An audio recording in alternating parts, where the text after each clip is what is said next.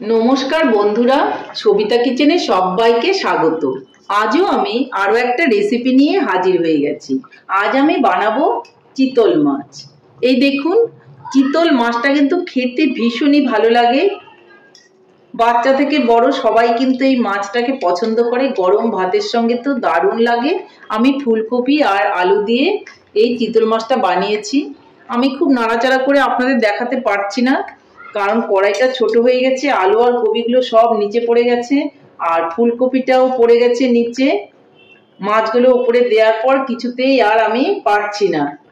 যখন সবাইকে পরিবেশন করব তখনই আমি কিন্তু এইগুলো মাছগুলোকে তুলে তুলে তারপর ফুলকপি আলুগুলো দিব। অনেক কষ্ট করে একটা আলু একটা ফুলকপি আমি তুলেছি।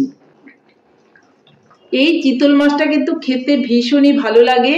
আমি আমার মতন করে চিতল মাছটা বানিয়েছি। আপনারা হয়তো অনেকে অনেক রকম করে বানিয়ে থাকেন, তবে আমি যেভাবে বানিয়েছি আমার রেসিপিটা ফলো করে আপনারাও বাড়িতে একবার বানান, দেখবেন আপনাদেরও কিন্তু ভীষণই ভালো লাগবে। তাহলে আমি এই চিতল মাছটা কি করে বানালাম সেটাই দেখে নেওয়া যাক। চিতল মাছ বানাতে গেলে প্রথমে কিন্তু আমাকে চিতল মাছ নিয়ে নিতে হবে। আমি কিন্তু মার্কেট থেকে কিছু চিতল মাছ নিয়ে নিয়েছি। চিতল মাছটা খুব ভালো ছিল আর সাইজটাও ভীষণ ভালো। দেখুন, এই শীতে কিন্তু চিতল মাছ খেতে ভীষণই ভালো লাগে। দেখুন, দেখতেই পাচ্ছেন। তো এই চিতল মাছটা আমি কি করে বানাবো সেটাই বলছি। তো চিতল মাছটা আমি মার্কেট থেকে এনে খুব ভালো করে ধুয়ে এর মধ্যে লবণ, হলুদ আর একটুখানি কাঁচা সরষের তেল মেখে রেখে দিয়েছিলাম। সেটা আপনাদেরকে দেখানো হয়নি। আমি 15 থেকে 20 মিনিট এটা মেখে রেখেছিলাম, তাতে মাছের ভেতরে খুব সুন্দর করে লবণ ঢুকবে। আপনারাও এরকম সাইজের মাছ হলে পরে একটু বেশিক্ষণ লবণ হলুদ মেখে রেখে দেবেন। এই মাছটা আমি বানাবো ফুলকপি দিয়ে। এই দেখুন, ফুলকপি আমি নিয়ে নিয়েছি। যেহেতু আমার মাছ অনেকটাই আছে, তার জন্য আমি একটা গোটা ফুলকপি কিন্তু নিয়ে নিয়েছি। ঠিক এরকম সাইজ করে কেটে কেটে নিয়ে নিয়েছি। আর আমি নিয়ে নিয়েছি নতুন আলু। এই নতুন আলু আর ফুলকপি দিয়ে কিন্তু চিতল মাছ খেতে ভীষণই ভালো লাগে। আমি এই আলুগুলোকে একটা ছুরি দিয়ে উপর থেকে চোচাগুলো চেঁচে চেঁচে ফেলে দিয়েছি আর খুব ভালো করে ধুয়ে নিয়েছি। ফুলকপিটা তো দেখিয়ে দিলাম যে আমি এই সাইজের কেটেছি। এখন আমি আলুটাকে কেটে নেব। আলুটা দেখুন, আমি ছুলে একটু ধুয়ে নিয়েছি। তারপর আমি এইভাবে মাঝখান থেকে দুটো টুকরো করে নেব। তারপর আবারও আমি এইভাবে আরও একটা টুকরো করে নেব। একটা আলুকে এইভাবে আমি 4টে পিস করে নেব। পিস করে নিয়েও ভালো করে ধুয়ে নেব, কারণ আলুর গায়ে যে কষটা আছে তাহলে আলুটা কালো হয়ে যাবে। এইভাবে তাহলে সবগুলো আলুই আমি কেটে রেডি করে নিচ্ছি। আর আমি নিয়ে নেব এর মধ্যে গ্রেভি বানানোর জন্য একটা টমেটো, কিছুটা আদা, কাঁচা লঙ্কা, একটা পেঁয়াজ, আর দেব আমি জিরে গুঁড়ো। এটা দিয়েই আমি গ্রেভিটা একসঙ্গে মিক্সি মেশিনে বানিয়ে নেব। ফুলকপিটা আমাকে ভাপিয়ে নিতে হবে, যার জন্য আমি একটা বোলের মধ্যে বা একটা পাত্রের মধ্যে কিছুটা জল নিয়ে নিয়েছি। তার মধ্যে আমি দিয়ে দেব একটুখানি লবণ। জলটা ভালো করে ঢাকা দিয়ে ফুটিয়ে নেব।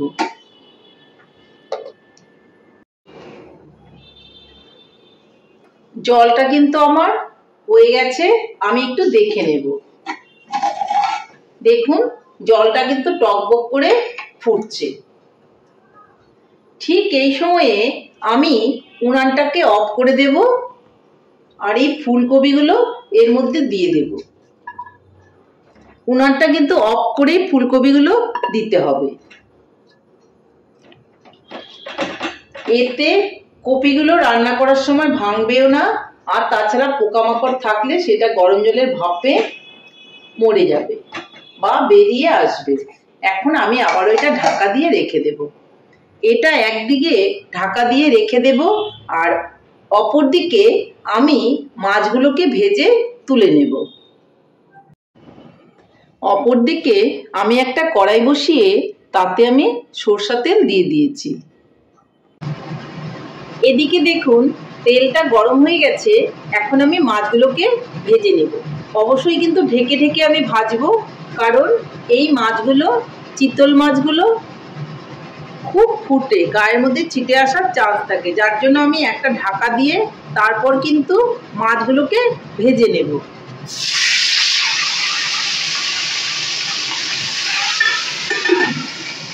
আমি দুটো করে মাছ দিচ্ছি, এর বেশি কিন্তু আমি দিতে পারবো না, আমার কড়াইটা অতটাও বড় নয়।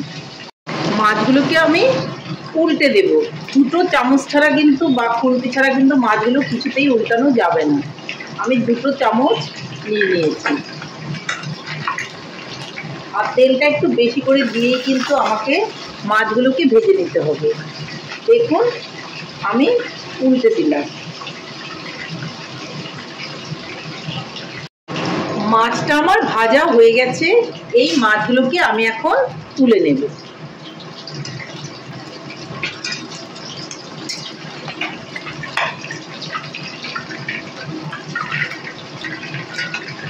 খুব কেয়ারফুলি তুলতে হবে, তা না হলে কিন্তু ভেঙে যাবে।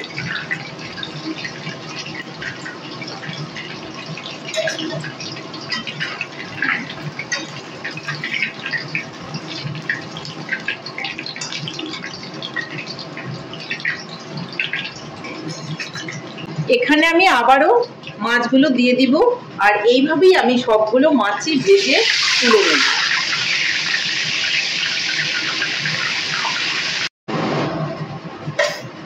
সবগুলো মাছই দেখুন আমার ভাজা হয়ে গেছে, তুলে নিয়েছি।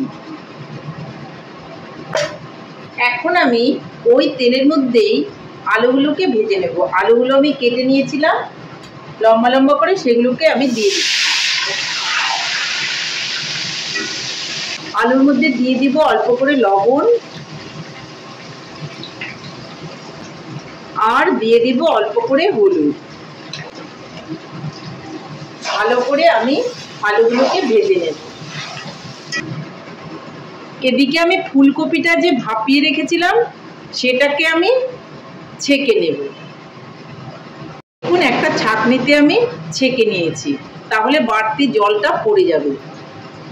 আমি আপনাদের দেখাচ্ছি, দেখুন কপিগুলো কিন্তু খুব ঝলসে গেছে, আর এখন ভাজাটা খুবই ভালো হবে।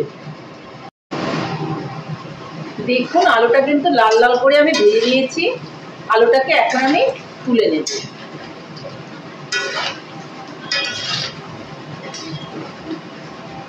একটু বেশি করে আমি আলু দিয়েছি, কারণ নতুন আলু খেতে কিন্তু ভীষণই ভালো লাগবে। তাছাড়া মাছও অনেকগুলো রয়েছে।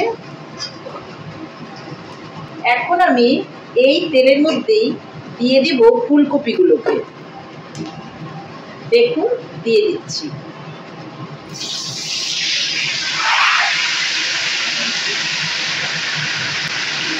ফুলকপিগুলোর মধ্যেও কিন্তু আমি অল্প করে লবণ দিয়ে দেব। দিয়ে দেব অল্প করে হলুদ।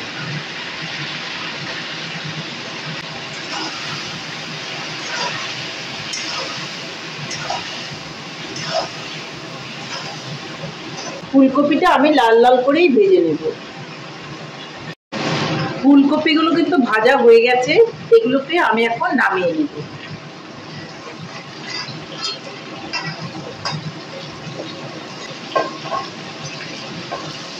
ওই তেলের মধ্যেই আমি এখন দিয়ে দেব গোটা জিরে, দিয়ে দিব শুকনো লঙ্কা আর দারচিনি।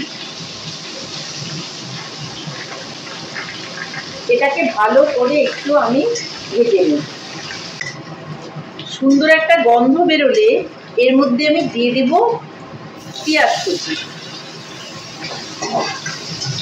পেঁয়াজটা কিন্তু অপশনাল, আপনি দিতেও পারেন নাও দিতে পারেন, তাতে কোনো অসুবিধে নেই। ভালো করে একটু নেড়ে চেড়ে পেঁয়াজটাকে আমি ভেজে নেব। পেঁয়াজের মধ্যে আমি দিয়ে দিব অল্প করে লবণ। লবণটা কিন্তু বুঝে দিতে হবে, মাছগুলো লবণ দিয়ে মেখেছি। আলু ফুলকপি লবণ দিয়ে ভেজেছি, যার জন্য অল্প দেব, পরে লাগলে প্রয়োজনে আমি আরো লবণ দিয়ে দেব। এর মধ্যে এখন আমি দিয়ে দেব হলুদ গুঁড়ো। ভালো করে নেড়ে চেড়ে দেব। আমি মিক্সিতে যে মশলাটা করে রেখেছিলাম সেই মশলাটাও আমি এখন এর মধ্যে দিয়ে দেব।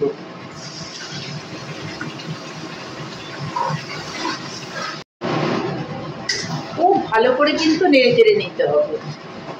এর মধ্যে আমি এখন মিক্সিটা ধুয়েও কিন্তু একটু জল দিয়ে দেব, আর ভালো করে এখন আমি এটাকে কষিয়ে নেব। এর মধ্যে কিন্তু কালারটা ভালো হওয়ার জন্য একটু কাশ্মীরি লঙ্কা গুঁড়ো দিয়ে দিতে পারেন। আমি অল্প করে একটু কাশ্মীরি লঙ্কা গুঁড়ো দিয়ে দিলাম।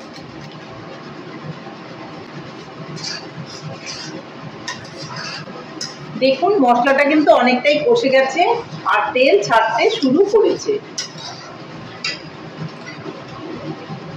এখন আমি এই মশলাটার মধ্যে আলু আর ফুলকপিটা দিয়ে দেব, কারণ আলু আর ফুলকপিটা আরো একটু সেদ্ধ হতে হবে।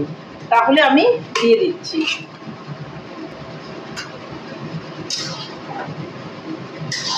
এই মশলার সঙ্গে কিন্তু আমি আলু আর ফুলকপিটাও কিন্তু একটু কষিয়ে নেব।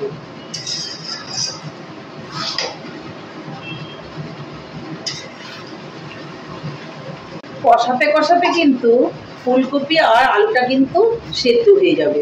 খুব বেশি নাড়াচাড়া করা যাবে না, তাহলে কিন্তু কপিটা ভেঙে যাবে। যার জন্য একটু আস্তে আস্তে করে নিচ থেকে এভাবে নেড়ে দিতে হবে, যেন মশলাটা পুড়ে না যায়। দেখুন তেলটা কিন্তু ছেড়ে গেছে আর কষানোও কিন্তু হয়ে গেছে।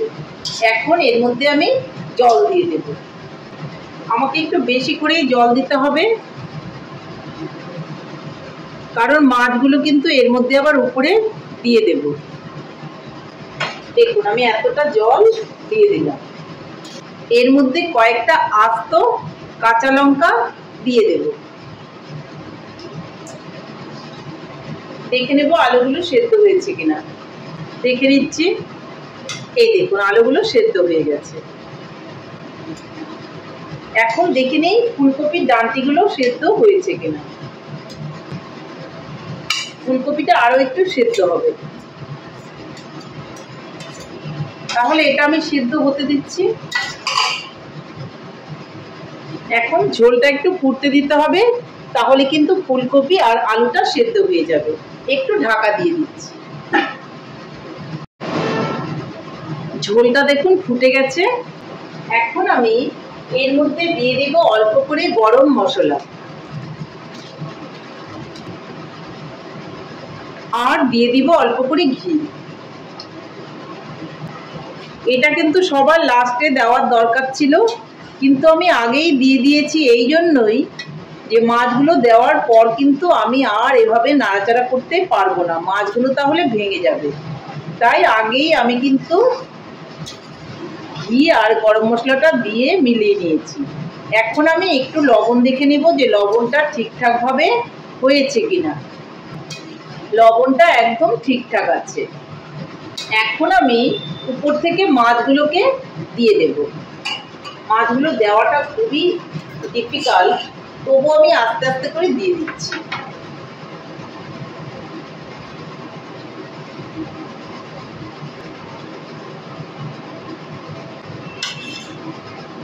আমি একবারে না থালাটা থেকে ঢেলে দিচ্ছি এইভাবে, তাহলে পরে ভালো হবে, কারণ মাছগুলো না ভেঙে যেতে পারে। এইভাবে পরপর পরপর আমি ঢেলে দিয়ে দিচ্ছি।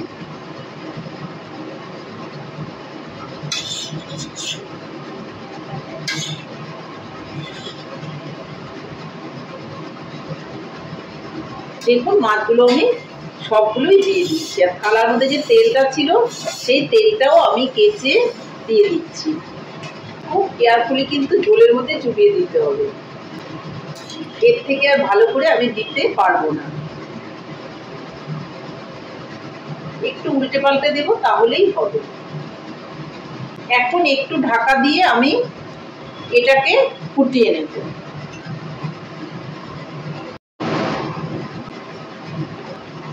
তাহলে বন্ধুরা, আমার চিতল মাছের রেসিপি কিন্তু ফাইনালি রেডি।